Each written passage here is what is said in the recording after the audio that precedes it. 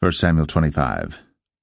And Samuel died, and all the Israelites were gathered together, and lamented him, and buried him in his house at Ramah. And David arose, and went down to the wilderness of Paran. And there was a man in Maon, whose possessions were in Carmel. And the man was very great, and he had 3,000 sheep and 1,000 goats, and he was shearing his sheep in Carmel. Now the name of the man was Nabal, and the name of his wife Abigail. And she was a woman of good understanding, and of a beautiful countenance. But the man was churlish, and evil in his doings, and he was of the house of Caleb. And David heard in the wilderness that Nabal did shear his sheep. And David sent out 10 young men, and David said unto the young men, Get you up to Carmel, and go to Nabal, and greet him in my name. And thus shall ye say to him that liveth in prosperity, Peace be both to thee, and peace be to thine house, and peace be unto all that thou hast. And now I have heard that thou hast shearers. Now thy shepherds which were with us, we hurt them not, neither was there aught missing unto them all the while they were in Carmel. Ask thy young men, and they will show thee. Wherefore let the young men find favour in thine eyes. For we come in a good day. Give, I pray thee, whatsoever cometh to thine hand unto thy servants, and to thy son David. And when David's young men came, they spake to Nabal according to all those words in the name of David, and ceased. And Nabal answered David's servants, and said, Who is David? And who is the son of Jesse? There be many servants nowadays that break away every man from his master. Shall I then take my bread and my water and my flesh that I have killed for my shearers, and give it unto men whom I know not whence they be? So David's young men turned their way, and went again, and came and told him all those sayings. And David said unto his men, Gird ye on every man his sword. And they girded on every man his sword. And David also girded on his sword.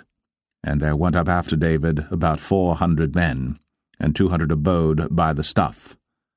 But one of the young men told Abigail, Nabal's wife, saying, Behold, David sent messengers out of the wilderness to salute our master, and he railed on them.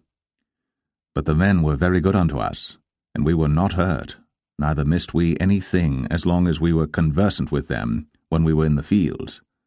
They were a wall unto us both by night and day. All the while we were with them keeping the sheep.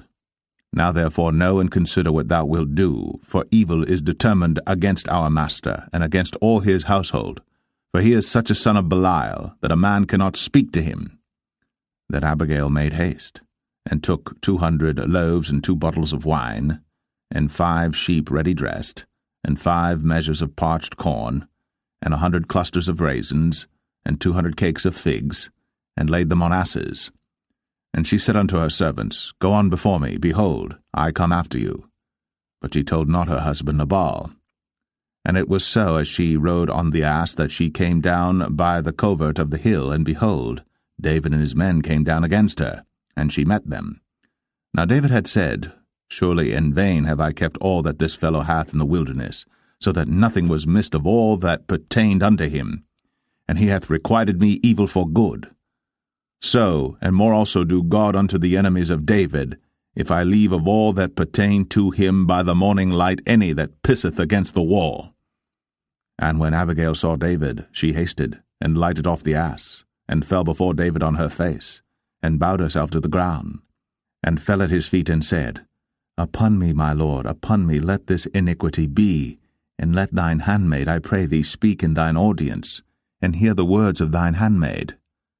Let not, my lord, I pray thee, regard this man of Belial, even Nabal. For as his name is, so is he. Nabal is his name, and folly is with him. But I, thine handmaid, saw not the young men of my lord, whom thou didst send. Now therefore, my lord, as the Lord liveth, and as thy soul liveth, seeing the Lord hath withholden thee from coming to shed blood, and from avenging thyself with thine own hand, now let thine enemies, and they that seek evil to my lord, be as Nabal.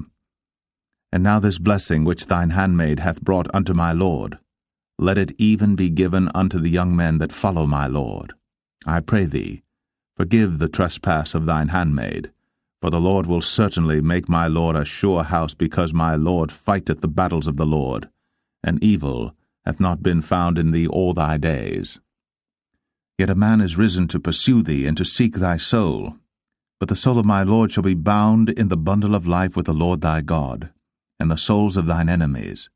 Them shall he sling out, as out of the middle of a sling. And it shall come to pass, when the Lord shall have done to my Lord according to all the good that he hath spoken concerning thee, and shall have appointed thee ruler over Israel, that this shall be no grief unto thee, nor offence of heart unto my Lord, either that thou hast shed blood causeless, or that my Lord hath avenged himself.